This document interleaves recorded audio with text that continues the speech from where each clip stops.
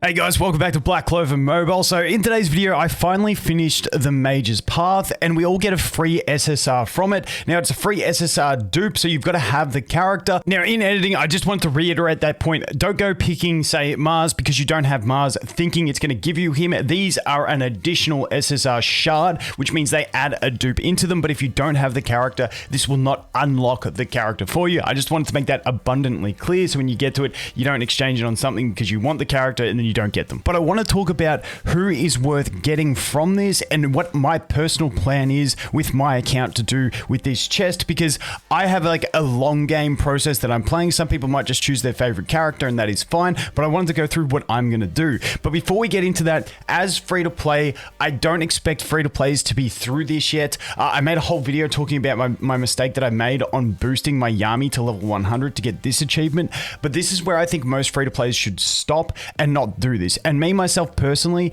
if I didn't boost my Yami and if I could go back and take back all those resources that I did, you can see my Yami would still be level 91 with the rest of my units and I would still be a while away. So don't try and rush this. I did it. I was stupid. But now that I'm here, I can talk about it before hopefully most free-to-play players get there so you guys can get an idea with what you want to do with this free SSR copy that we get.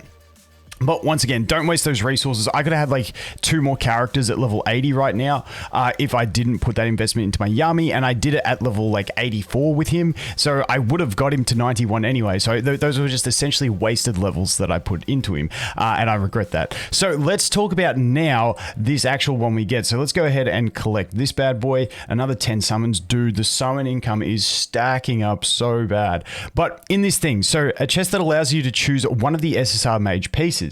Now this is really nice. I do like this because we do have a few options that we can go for.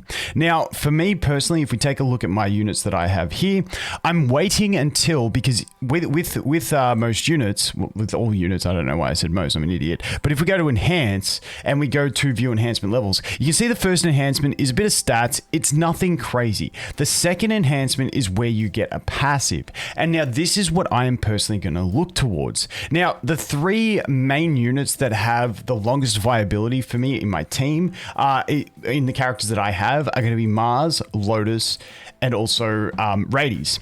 Now, another good one is Vengeance. He's another really strong character, but I don't have him. Honestly, Vengeance is the scariest thing for me on arena defense at the moment, and I just don't attack him because he's too just annoying as shit, essentially.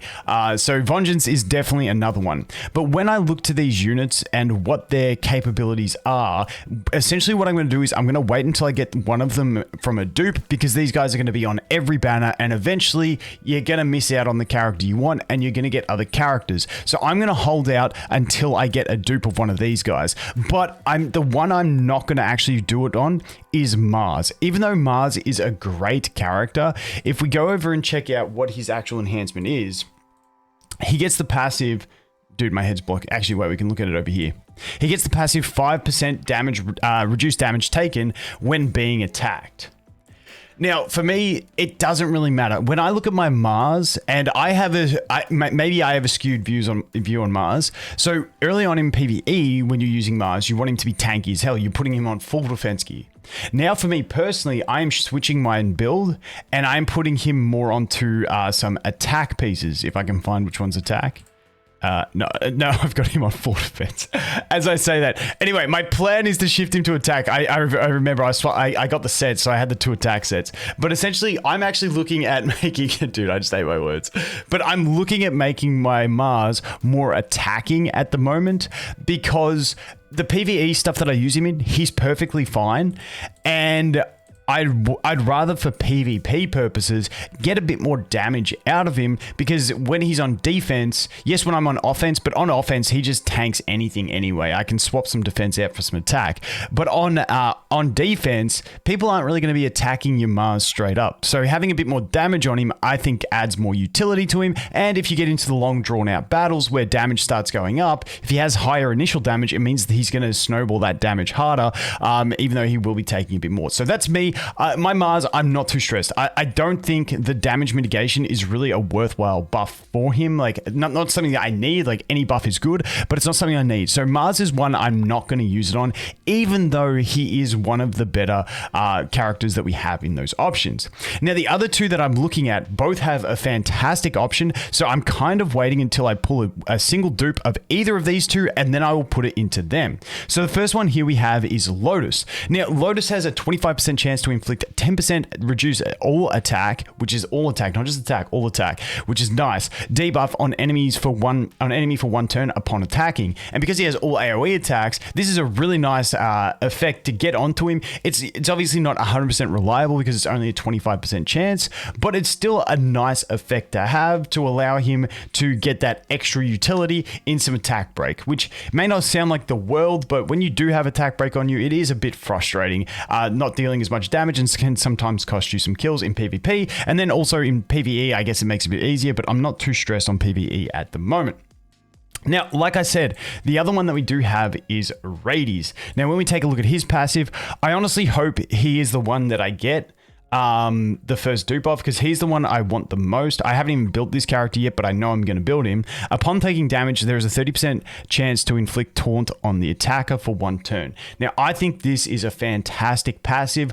Obviously, I'm looking at this more from arena defense point of view. When I look at arena offense, I want reliable things that are 100% so I can reliably execute my strategy on offense. Whereas defense, because you don't have control, any bit of RNG that you can get to screw the enemy team up is going to be beneficial. So if you can have enemies use their AoEs and then they get taunted and then they're forced into attacking your tank, then that is fantastic, because then they're not killing your DPS and stuff like that. Because the enemy, when you're on defense, the enemy's on offense, they know what they're doing. They're trying to attack your attackers and stuff like that. So I think this is the one I would like the most to get. But like I said, even though these are two great options, I mean, we've got other good characters as well. Like, we've got Charlotte in there as well, who is a good character. However, her passive, it doesn't really add much to her.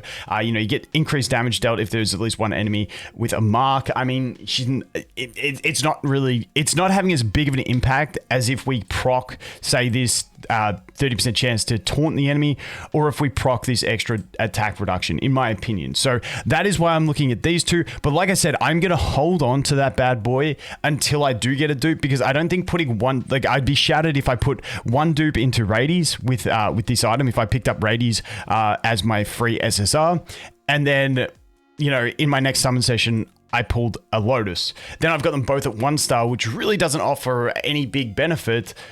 But then I could have had one of them at 2 star and been picking up the extra passive. So that's what I'd look into. Like I said, those are the ones I'm looking at doing personally. But you guys take a look at your units and go ahead. Obviously, we can't get dupes of the seasonal units, so keep that in mind. We are only able to get dupes of the base characters. If we go, where's consumables? There it is.